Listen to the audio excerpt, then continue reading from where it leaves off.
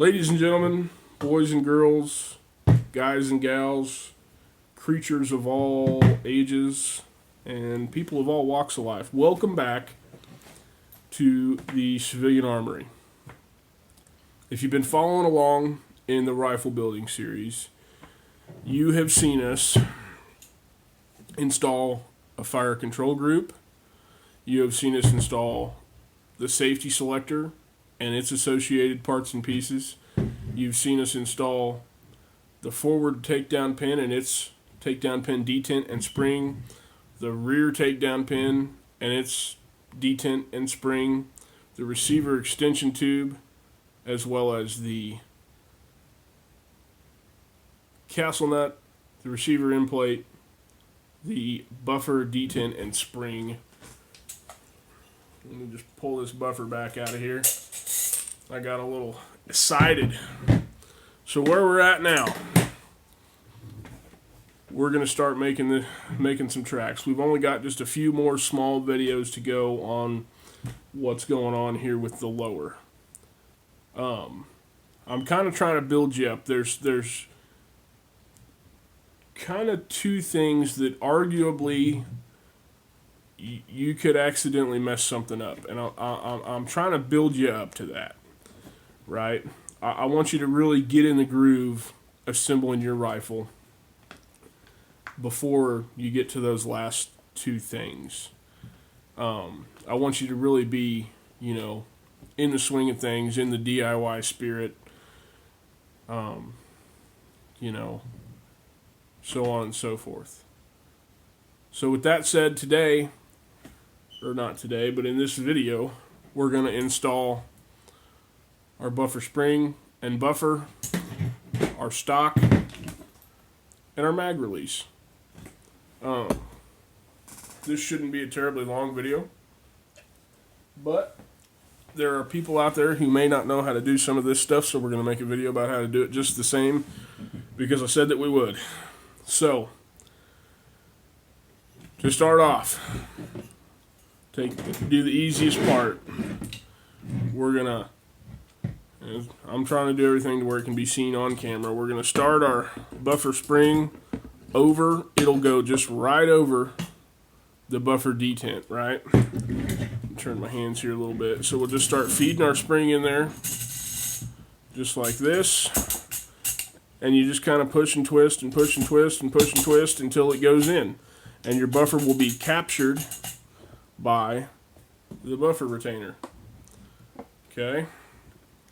Now I'm going to take a second here to explain something which will seem very elementary if you've been around AR-15s much. But you got to remember, guys, for those of us that this is just really obvious to, at some point in your life it was not obvious to you. You learned this at some point. Even if learning it only took you 10 seconds, you still learned it at some point, and there are people in the world who are yet to learn it. So, our holes here are what capture our stock. Okay? Some people wouldn't know this, that if you just push on this lever, you can't push that stock in. Okay? Some people would not know that. They haven't had this experience yet, and so we're going to take a second to explain it. Even if it seems really basic. Okay? Because we all had to learn it at some point. Can't remember when I learned it, but I did. So, to get this in camera, I'm going to turn you here. You can see my messy workbench. Okay? To get this in camera, go ahead and slide it on as far as it goes until it stops. Stand it on end.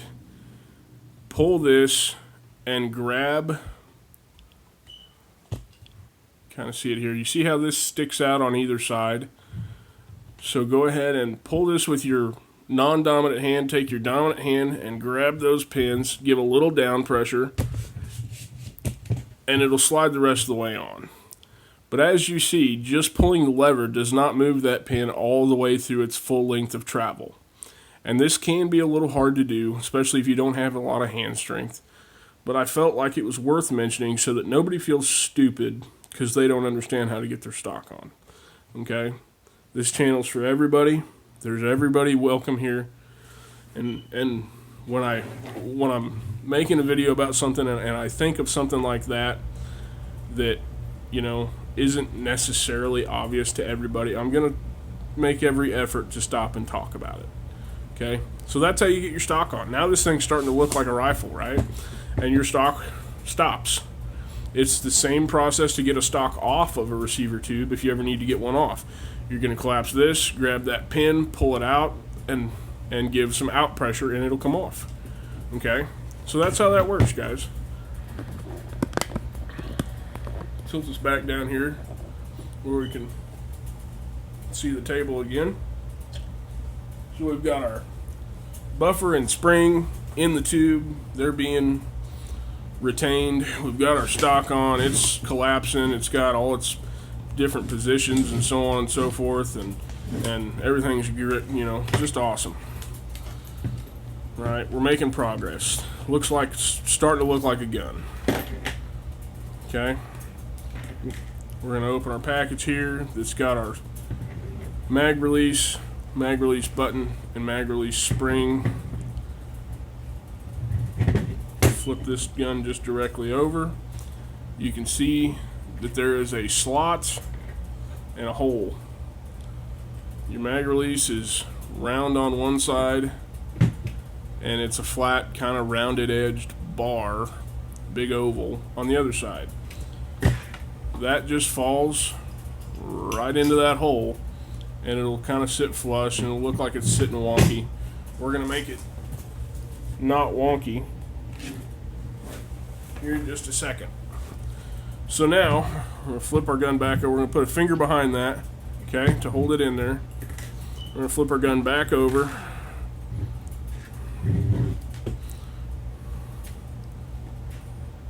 We're going to drop our spring over that rod, and we're going to push our button in, and it can be a little tricky sometimes, especially if you've never done it. Alright, so we're going to use, you generally have a textured edge. One side of this will be textured. The textured side goes out. The other side will be flat.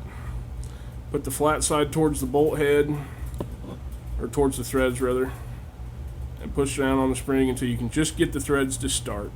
Okay? And then we can turn this, and turn this, and turn this, until we can't really turn it anymore. But you'll notice that it's sticking way, way out. Right?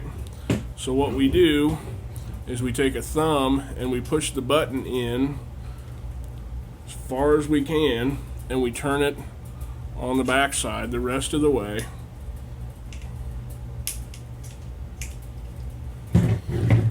Until that just about comes to the end of that, right? It'll just about sit flush.